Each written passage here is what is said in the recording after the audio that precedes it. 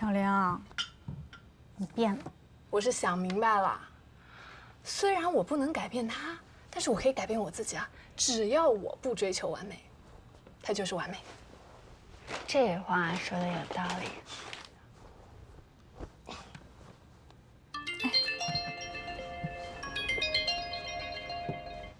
哎，王总，我给你倒水了。好的好的，中药。我明天就把合同给您送过去，啊。哎，好。他呀，越来越像以前的你了。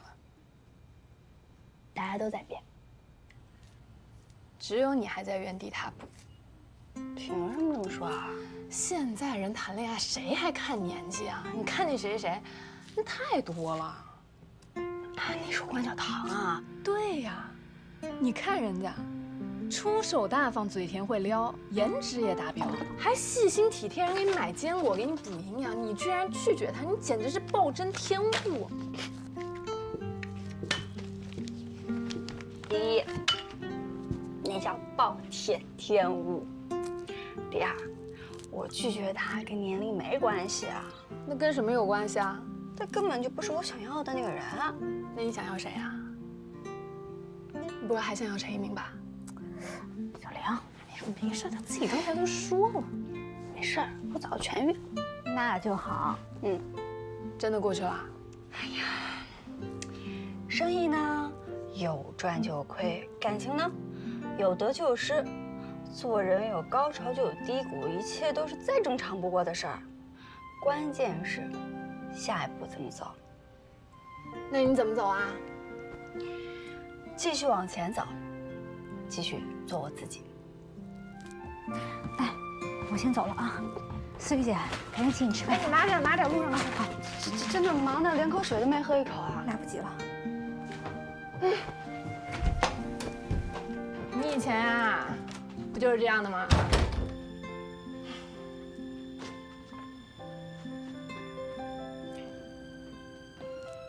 你倒是跟以前的芝芝越来越像啊。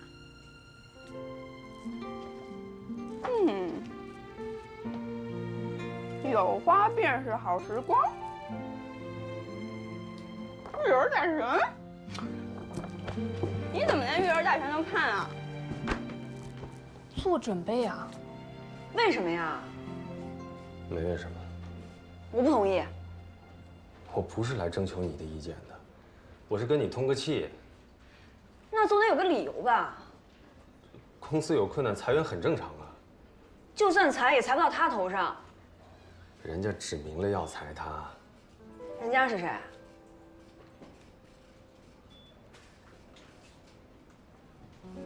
王总。他为什么跟芝芝过不去啊？我不知道。自从这个女人来了绿宝，破事儿就一件接着一件。哎呀，慧中，你怕他，我不怕，大不了把我也裁了。慧中，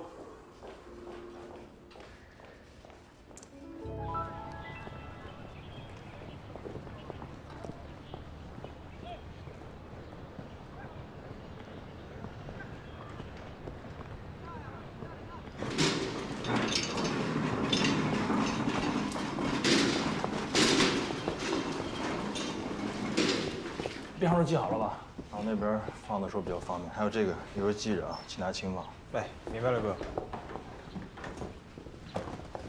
杨哥，哎，回来了。回来好几天了。哎，那不用了。你们搬家啊？是啊，因为实验室一直没有出结果，学校想让高老师换方向，高老师不愿意，所以他就辞职了。那你们的实验？高老师把房子卖了继续做，但是现在钱花光了，学校希望我们把实验室腾出来，所以我们就只能搬家了。那你呢？我肯定跟着高老师一起走。杨哥，对不起，都怪我。当初如果不是因为我，你也不会丢掉那份工作。不用道歉，我现在挺好的，真的。但是你跟芝芝，却走到了这一步。这件事情跟你更没关系，那都是我自己的错。杨哥，我今天来第一件事儿是跟你道歉。第二件事儿，我还想做回电池老本行，所以来跟你讨教一下，现在电池行业最新的发展趋势。如果是这个话题的话，你应该问问高老师，他肯定看得比我更全面。但是高老师，你知道，有的时候想法跟大家不太一样。我就是想听不一样的。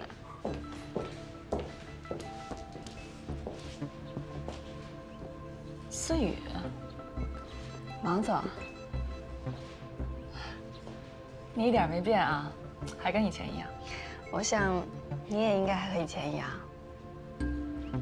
高教授在吗？不在。我找他有点事儿。那李文行啊？稍等一下，我继续。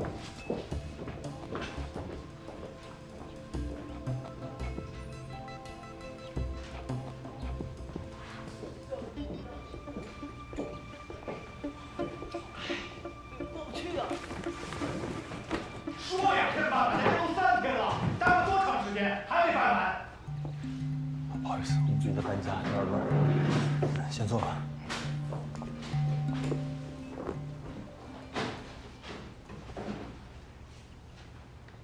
高老师，高教授，您好。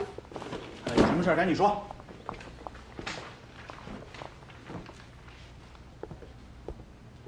你要是不说，就赶紧走，我正忙着生气呢。我去年来找过您，您还记得吗？我记得2000万想买我60%的股份。记性真好。你这次打算出多少钱？1000万。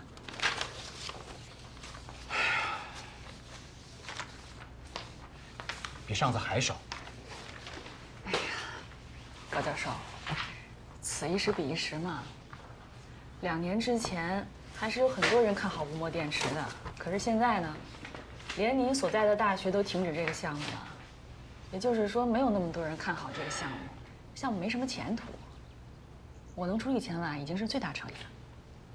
既然没有前途，你还来找我干什么呀？我钦佩您这个人呀。喂，你要真钦佩我这个人，你应该出5个亿。哎呦，高老师，这钱要是我自己的呀，我出5个亿，一定是毫无问题。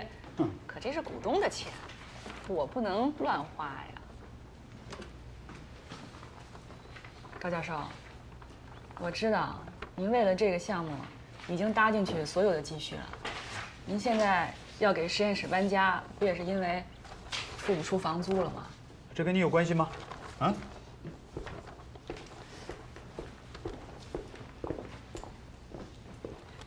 您就忍心让自己付出这么多心血的项目，就前功尽弃了？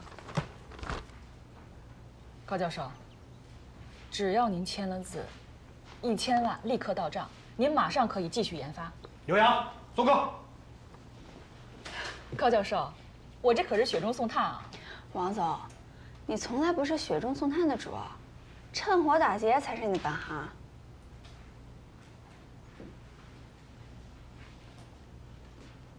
思雨，你是不是对我有什么误会啊？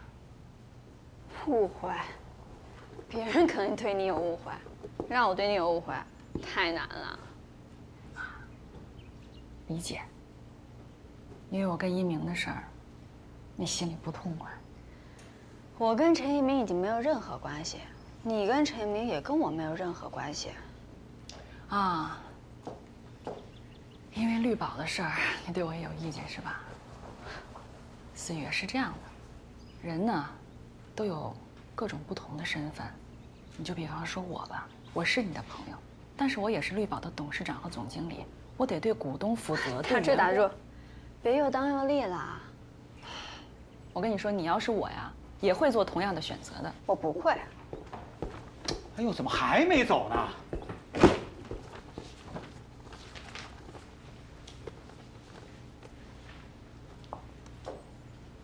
思雨，我给你上一课吧。雪中送炭和趁火打劫说的是同一件事情，只是角度不同。那我今天就教教你，什么叫雪中送炭。高老师，哎，我把我所有的积蓄全部捐赠给您的实验室，并且没有任何附加条件。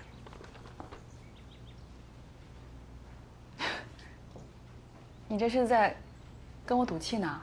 对啊，我就是要压压你的风头，你这爱冲动的毛病还没改。这辈子都改不掉了。思雨，我以最大的善意告诉你啊，你想跟我比，差得太远太远了。就你这点钱，还不够人零花呢。你还投资，你还压我风头，你留着救命吧。冲动那是要付出代价的。我不怕。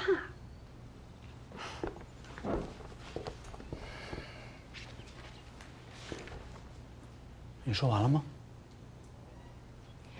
高教授，看来今天时机不太好，改天吧，等闲杂人等不在，咱们再好好聊。告辞。不错。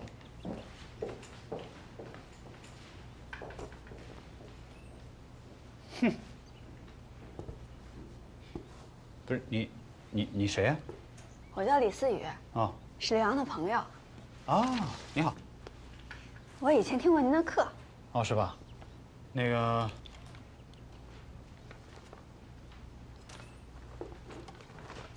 好，你真的是要把这钱捐给我们实验室？话已经说出口了，银行卡也摸出来了，那收得回去啊？哎呦，谢谢，太好了，太感谢，太感谢了。哎呀，太好了，太好了。哦，这多少钱5万多。哦，谢谢。连电费都不够。那您需要多少？500万。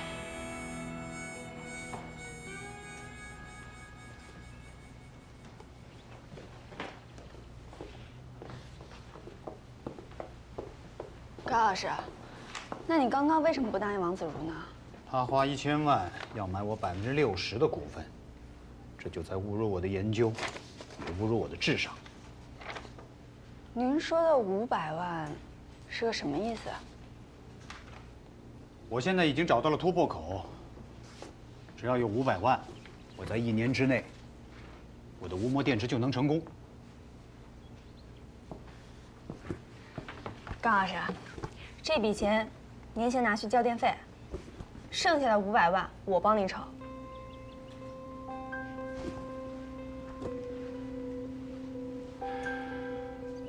你什么意思啊？说说你的条件吧。高老师，您知道您的实验室为什么走投无路吗？你们不缺科学家，但缺我这样的既懂电池又懂商业运作的运营人才。从今天起，我不要工资，正式加入你们的团队，专门为您筹款，为您的实验保驾护航。但是整个行业都不看好我们。王子如已经第2次来找高老师谈收购了，这个女人没有闻到血腥味儿，绝不会出手啊。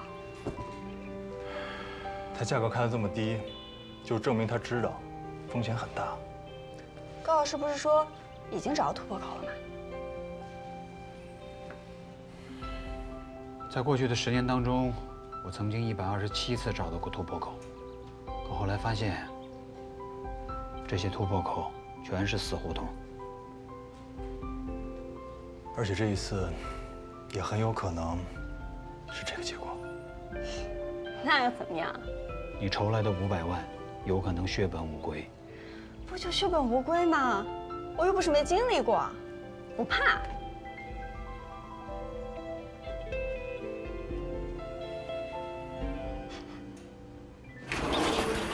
我一会儿打给你啊。芝芝，人力资源部通知你了。袁姐，我是不是真的很差？芝芝，你能力非常强，而且从来没有拖过销售部的后腿。我入行10多年，带了那么多徒弟，你的悟性和能力绝对排名前3。那为什么所有人都没有被裁，唯独我？据说这是董事会直接下的指示。董事会？王总。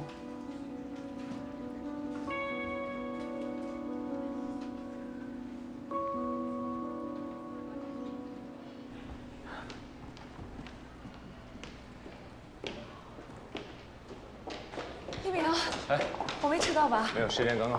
啊，跟大家说一下，王总已经到了，做好准备。王总，你今天一共要领2个奖，一个是年度10大动力电池企业，还有一个就是年度客户信赖产品。领完奖之后呢，有一个记者发布会，然后我请了差不多30家媒体记者到场。这么多啊！你要是想让我提高绿宝的估值，就必须要这么做。好，来，把笔给王总。拍照。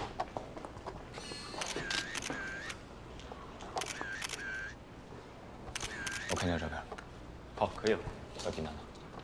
早知道让方总来了。王总参加另外一个论坛也很重要，说一下嘉宾已经候场。领奖嘉宾已候场。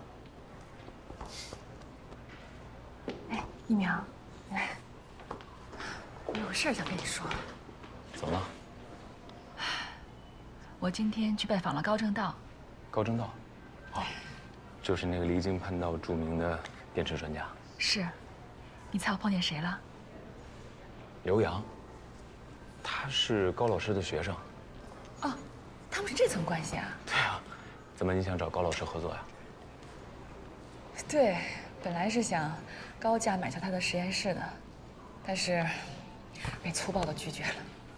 为什么？因为李思雨。他回来了。思雨对我成见很深啊。因为我。要不然这样吧，我再去找找刘洋，让他再做高老师的思想工作。好啊，谢谢你。不用谢，为甲方分忧是我们乙方应该做的事情。请领奖嘉宾准备入场。行，准备一下。哎，一鸣，忽然间有点紧张。跟你分享一下我的经验啊，紧张的时候就想些开心的事儿，就可以化解这种情绪了。真的啊？那让我想想，有什么开心的事呢？最近？我爱你。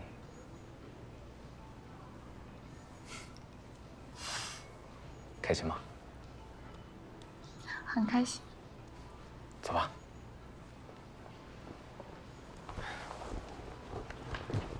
开门。加油！有请获奖嘉宾王子如女士。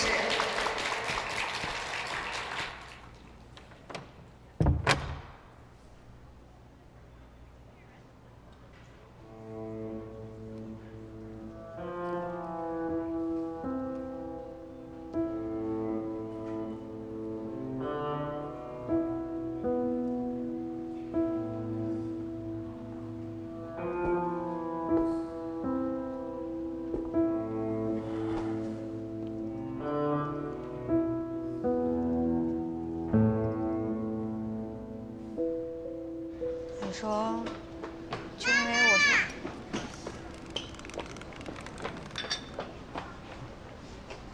就因为我是思雨姐的表妹就开除我？这理由这不算什么。我之前待过一个公司，就因为员工跟着老板的书相是犯冲的，直接就给裁了。可是我这工作上刚有点起色，我这又要从头再来。也可能是好事儿。好事儿？公司通知我，想把我派去欧洲工作5年。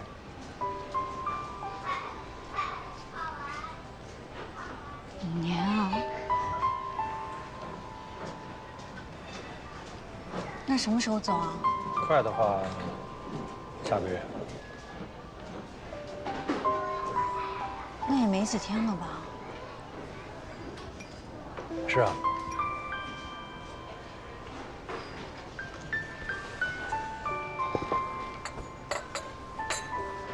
芝芝啊，我想带你、苏珊，还有雨薇，我们一起去。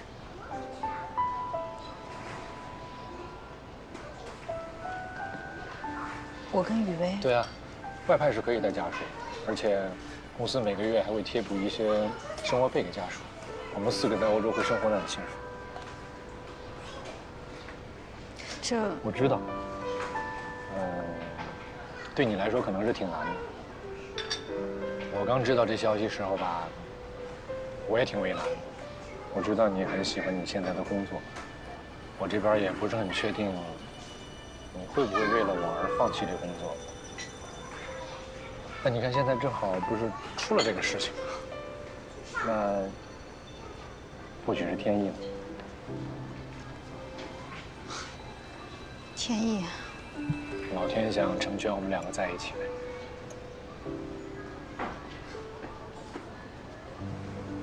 没事的，别多想啊。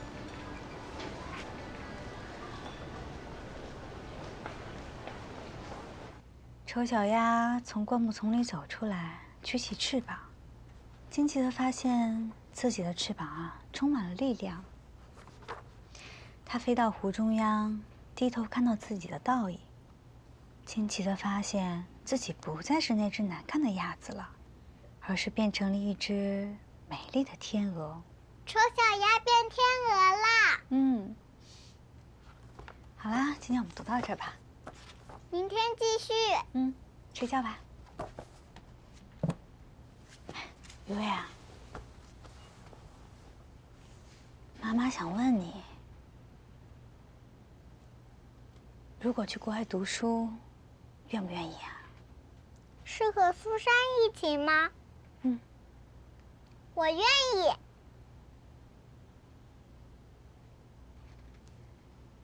妈妈知道了，睡觉吧。来。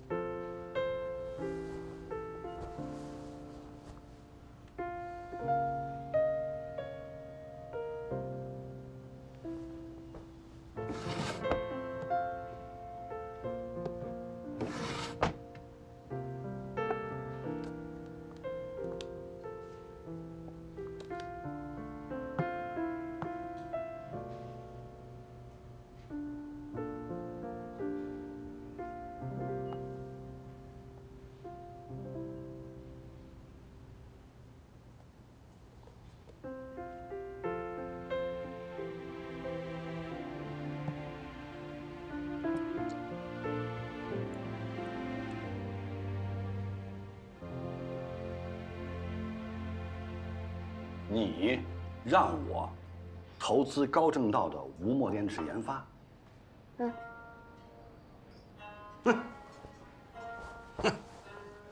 除非我脑子进水了。也就500万，您老拔一根毫毛就出来了。你还欠我300万没还呢，所以我才这么拼命的到处拉投资啊。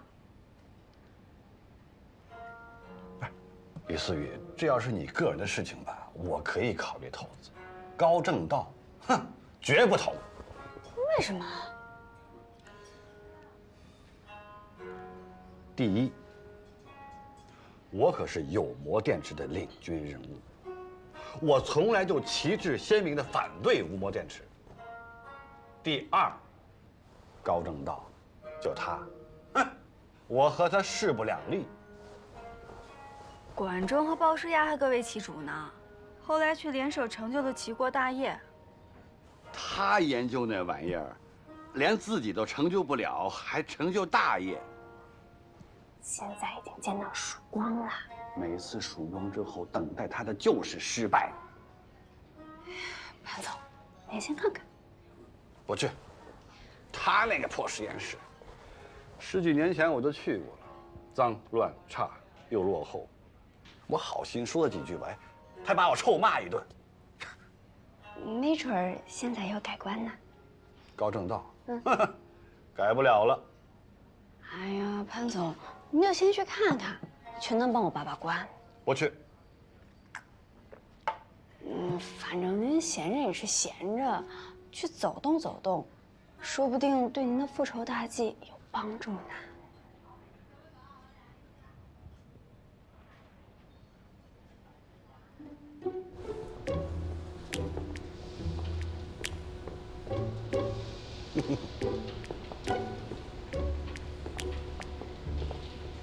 高教授，10多年了，我看你没什么进步嘛。我就是再没有进步，也一直领先你。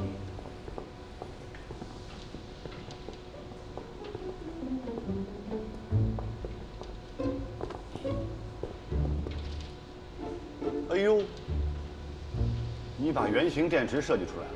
我是谁呀？哦，这些年你还是有进步的嘛？啊？你总算是识货一回。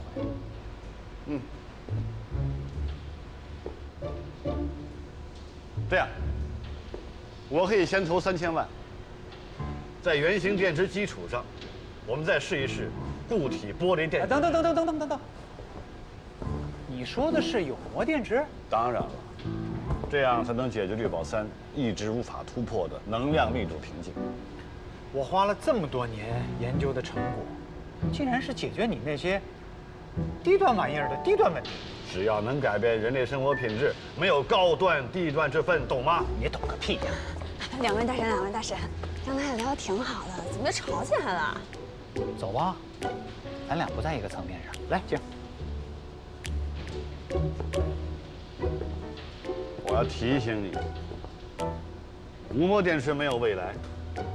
你呀，再研究10年、20年还那样。高正道，回头是岸，鼠目寸光。有话好好说，咱都别动真气。高正道，只要你愿意改变方向，我立刻投钱。刘洋，放狗！你呀，茅坑的石头，又臭又硬，比你铜钱味香。潘总，您别走，让他走。可以再聊一下。我不跟这样的人合作。哎，我宁可被王子如那样的人敲诈，我也不跟这样自以为是的人合作。潘总，我们还有方案，我们可以再聊一聊。赶紧走，不要让我看见。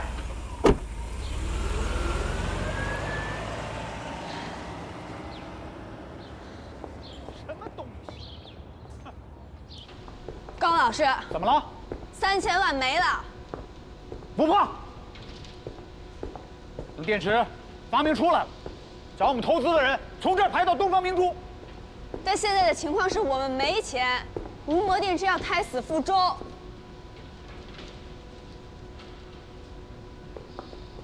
高老师，现在是我们求人，您这脾气能不能？我就是这个疯狗脾气。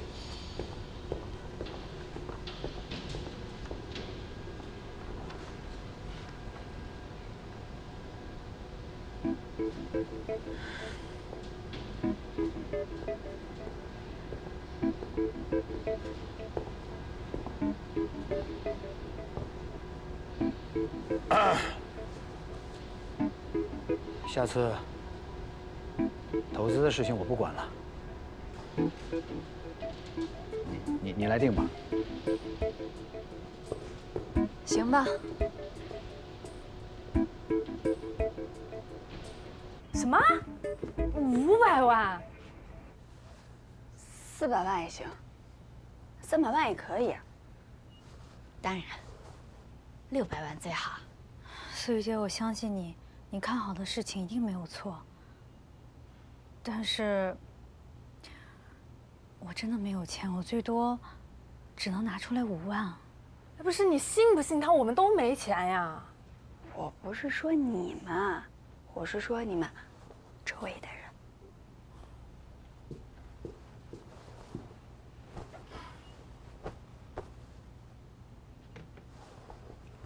谢谢你们。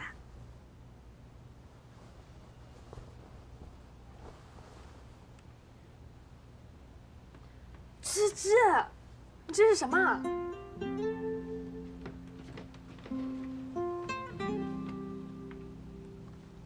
芝芝，你答应他啦？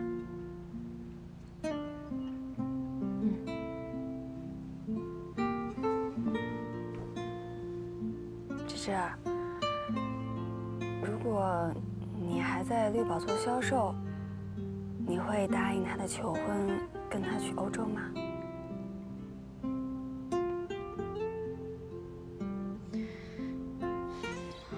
我也不知道，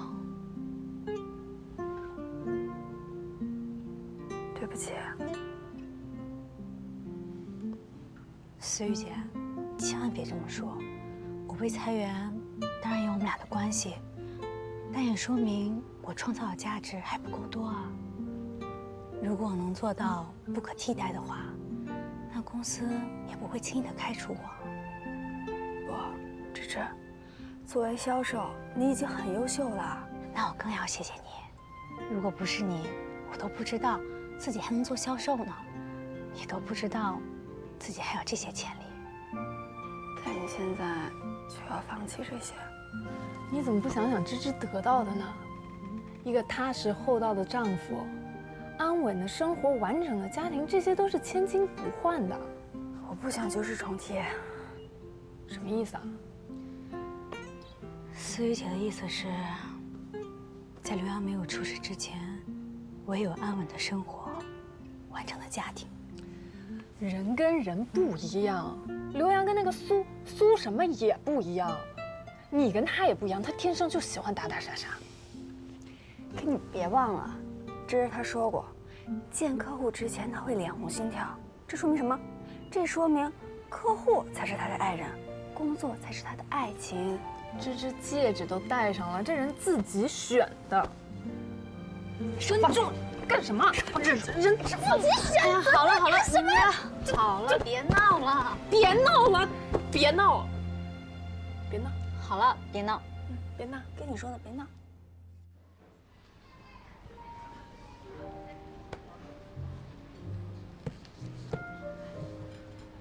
500万。我本来也不想跟你开口的，但是她是我唯一的姐姐。项目企划书有带着吗？让我看看。是什么东西啊？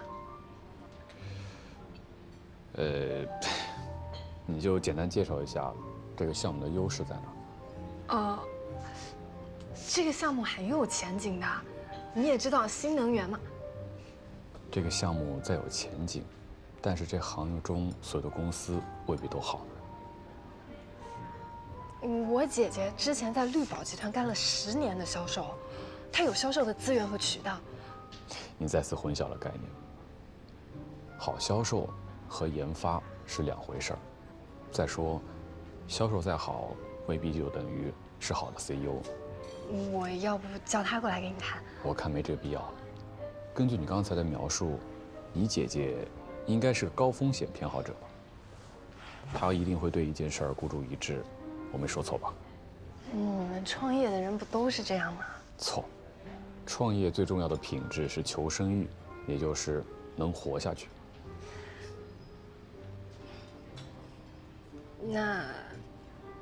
那你不投资，你把他当家人，从亲情的角度出发，帮他一把，把这个钱借给他，行不行？我们现在没有法定的婚姻关系，所以我无法从亲情的角度去帮他。那如果是我找你借呢？我给你的婚前协议书里，第1章 Part 2第7条，在婚前我对你没有金钱上的义务。第5章 Part 3其中有一条，在婚后，根据婚姻维持的时间长度和生养子女的数目，你可以获得一笔相应的现金款项，而这笔款项，你才可以自由支配。你的意思是不借？所以我们需要在婚前签订协议，这样呢才能知道彼此的权利和义务，这样才会比较清晰跟明确，杜绝以后跟现在产生不必要的纠纷。明白了。可以点赞了吗？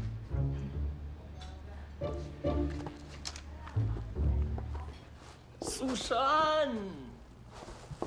爸爸，我要吃冰淇淋，我要吃冰淇淋。啊 ，OK。真是。吃芒果的。哦。哎，上次我发微信跟你说那事儿，考虑怎么样啊？什么事儿？就是我表姐那个事儿。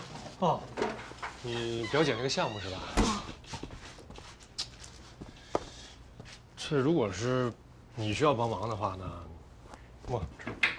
我肯定是毫不犹豫的。但是，你让我把钱借给你表姐呢，我觉得不妥。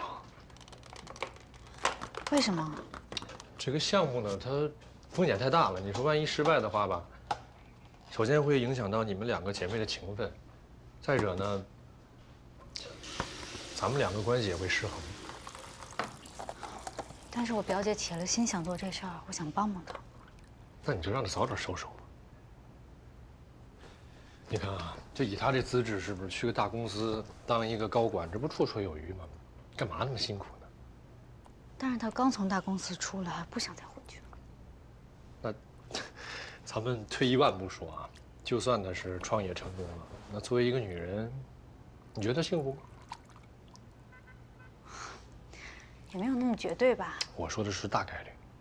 你想想，现在事业有成的女人，其中一部分的婚姻生活，它不是很完美的。所以啊，找个踏实的地方工作，找个合适的男人一嫁，这是正解吗？那你觉得女人最终都要回归家庭是吗？也不能一概而论。那你说说看啊。你说这家里边锅都揭不开了，咱还谈回归，这也不现实啊。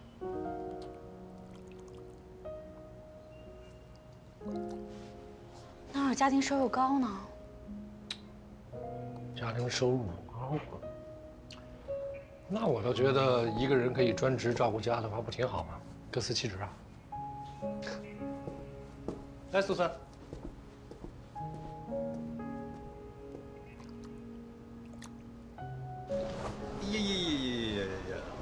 哎，我们出来好不好？好。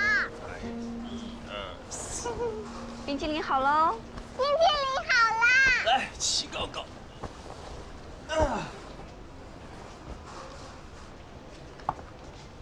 哦，我们的冰淇淋来喽！谢谢姐姐。谢谢姐姐。不客气。跟姐姐再见。姐姐再见。拜拜。走喽。爸爸，你吃。哦，爸爸吃一口啊。谢谢宝贝。你看他们那个泡泡，看他们那泡泡，看见了吗？哎，来，1、2、3，对。爸爸问你个事儿啊。好啊。最近有没有什么叔叔来找妈妈呀？没有。没有啊。那你喜不喜欢跟爸爸出来玩？喜欢。那你喜不喜欢跟爸爸妈妈一起出来玩啊？也喜欢。那你自己要学会提要求，知道吗？以后跟妈妈出来的时候，把爸爸也叫上。好啊，那我们下次跟苏珊和苏珊的爸爸一起玩的时候，爸爸也来。苏珊的爸爸是谁啊？就是苏珊爸爸呀。那苏珊的妈妈呢？没见过。不过有一次，苏珊跟我说，她爸爸问她愿不愿意让我妈妈做她的妈妈。苏珊说愿意。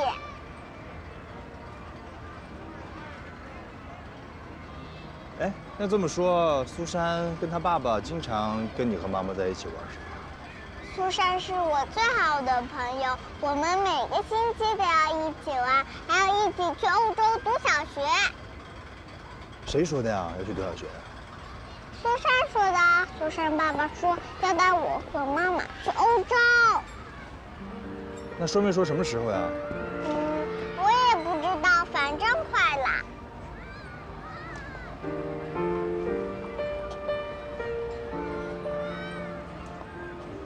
爸爸，你再吃一口。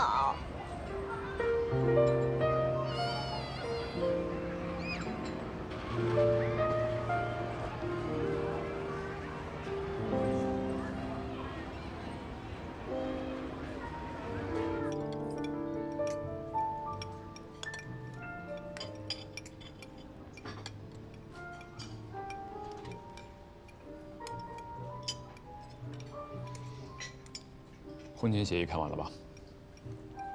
还没有。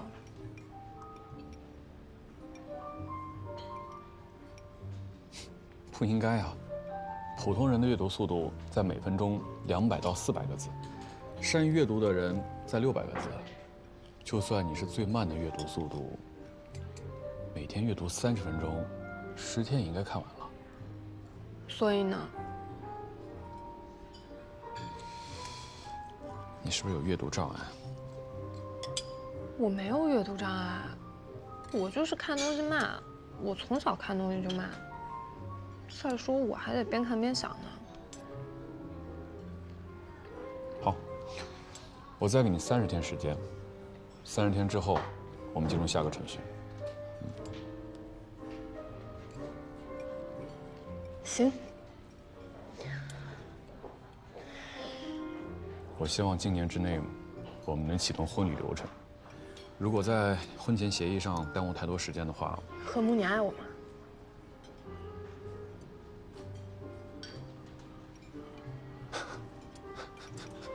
你笑什么？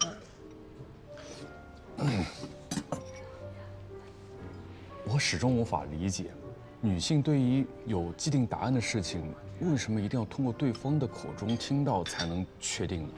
没听到。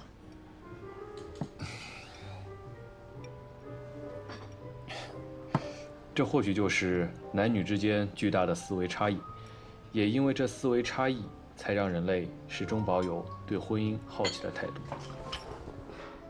我今天有点不舒服，先回家休息了。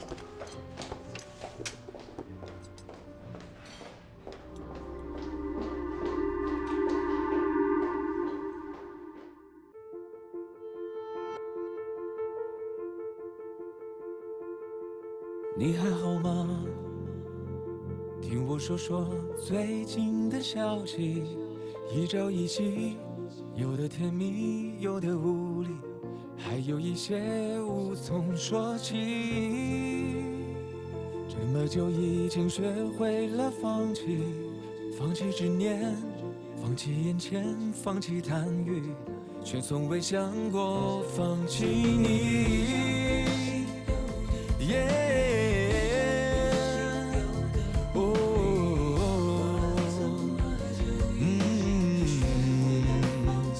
亲爱的自己，听听内心声音，孤单的时间里，小心翼翼，痛了才学会珍惜。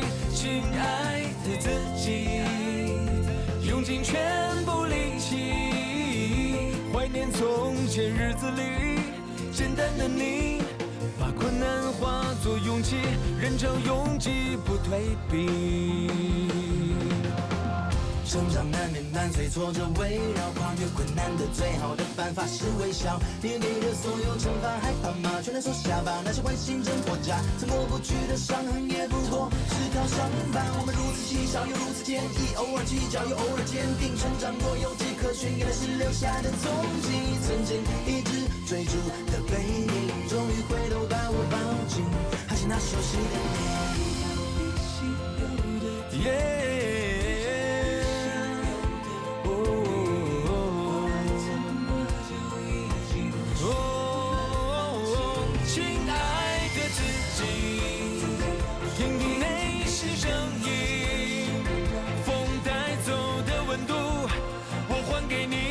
拥抱自己，拥抱你。